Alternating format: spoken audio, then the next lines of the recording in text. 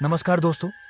आज मैं एक कहानी लेकर आया हूं। यह कहानी है डरावनी जंगल की अंधेरी रात। रात का सन्नाटा हर तरफ पसरा हुआ था। घना जंगल अंधेरे की चादर ओढ़े हुए था। पेड़ों की टहनियां हवा में झूल रही थीं और उनके बीच से आती सरसराहट कानों में अजीब सी दहशत भर रही थी। सत्यम, राजीव और नेहा तीनों कॉलेज के दोस्त थे। हमेशा की तरह इस बार भी वे किसी एडवेंचर ट्रिप पर निकल पड़े थे, पर इस बार की मंजिल कुछ अलग थी। एक सुनसान जंगल जो अपने भूतिया किस्सों के लिए कुख्यात था। गांव वालों का कहना था कि उस जंगल में रात के समय अजीब आवाजें आती हैं, कभी किसी औरत के रोने की तो कभी किसी के कराहने की। कुछ लोगों ने तो सफेद साड़ी में एक औरत को घूमते भी देखा था, पर इन सब बातों को सत्यम और उसके दोस्तों ने मजाक में उड़ा दिया। जंगल की ओर सफर तीनों ने एक पुरानी जीप किराए पर ली और दिन ढलने से पहले जंगल की ओर निकल पड़े। रास्ता बेहद सुनसान था।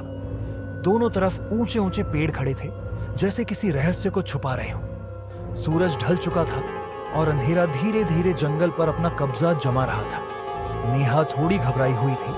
उसने राजीव से कहा, हमें रात होने से पहले ही वापस लौट जाना चाहिए। यहाँ की कहानियां सच हो सकती है। राजीव ने हंसते हुए कहा, अरे नेहा, ये सब बस गांव वालों की बातें हैं। भूत प्रेत जैसी कोई चीज नहीं होती। सत्यम ने भी उसका साथ देते हुए कहा, हम बस कुछ देर रुकेंगे, कैंपिंग करेंगे और सुबह होते ही वापस लौट जाएंगे। पर किस्मत को कुछ और ही मंजूर था। जंगल के भीतर जंगल में घुसते ही माहौल और भी डरावना हो गया। पेड़ों की टहनियां अजीब आकृतियां बना रही थीं, जैसे कोई छाया पीछा कर रही हो। दूर कहीं उल्लू की आवाज गूंज रही थी। कुछ दूर चलने के बाद तीनों ने एक खुली जगह पर तंबू लगाया और लकड़ियां इकट्ठा कर आग जलाई। आग की लौ उनके चेहरों पर अजीब परछाइयां बना रही थी। नेहा ने कहा, चलो कुछ डरावनी कहानियां सुनाते हैं। राजीव ने मजाक में कहा, यह जगह ही एक डरावनी कहानी है, कौन जानता है यहां किसका भूत घूम रहा हो। सभी जोर से हंस पड़े, पर नेहा के मन में अब भी डर बना हुआ था। अजनबी आवाजें रात के करीब 12 बज चुके थे। अचानक जंगल में एक अजीब सी आवाज गूंजने लगी, मानो कोई औरत कराह रही हो। नेहा ने घबराकर पूछा, ये आवाज कैसी है? सत्यम ने कहा, शायद कोई जानवर होगा।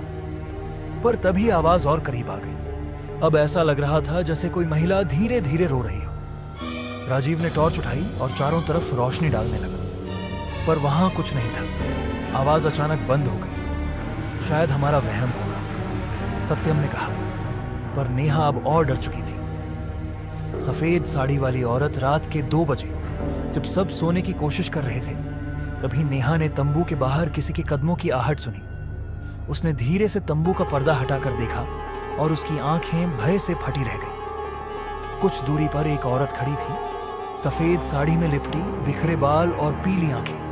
वह औरत बिल्कुल किसी आत्मा जैसी लग रही थी। नेहा चीख पड़ी। उसकी चीख सुनकर सत्यम और राजीव भी जाग गए। क्या हुआ नेहा? वो देखो। राजीव ने टॉर्च जलाकर देखा, लेकिन वहां कोई नहीं था। नेहा, तुमने सपना देखा होगा, सत्यम ने कहा। पर नेहा जानती थी कि उसने जो देखा वह सच था। भूतिया खेल की शुरुआत जैसे जैसे रात बढ़ती गई, अजीब घटनाएं घटने लगी। कभी तंबू अपने आप हिलने लगता, कभी आग बिना किसी वजह के बुझ जाती। फिर अचानक से चारों तरफ महिलाओं की कराहटें और बच्चों के रोने की आवाजें गूंजने लगीं। सत्यम ने डरते हुए कहा, हमें यहां से निकलना चाहिए। राजीव ने जीप की चाबी उठाई और भागते हुए गाड़ी की तरफ दौड़े, पर जीप का इंजन बार बार फेल हो रहा था। तभी एक भयानक आवाज आई, तुम लोग यहां क्यों आए हो? तीनों ने पीछे मुड़कर देखा। वही सफेद साड़ी वाली औरत अब उनके सामने खड़ी थी। उसकी आंखें खून की तरह लाल थीं और उसका चेहरा डरावना था। भूत का रहस्य, औरत ने धीरे से कहा, यह जंगल तुम्हारे लिए नहीं है, चले जाओ, वरना तुम भी हमेशा के लिए यहीं रह जाओगे। सत्यम ने कांपते हुए पूछा, तुम कौन हो? औरत ने कहा, मैं उस लड़की की आत्मा हूं जिसकी हत्या इसी जंगल में हुई थी। उसके बाद से हर साल मेरी आत्मा इस जंगल में भटकती है। नेहा ने डरते हुए कहा, हमें माफ कर दो, हम यहां सिर्फ घूमने आए थे। आत्मा ने कहा, जाओ, सूरज उगने से पहले चले जाओ, फिर कभी लौटकर मत आना।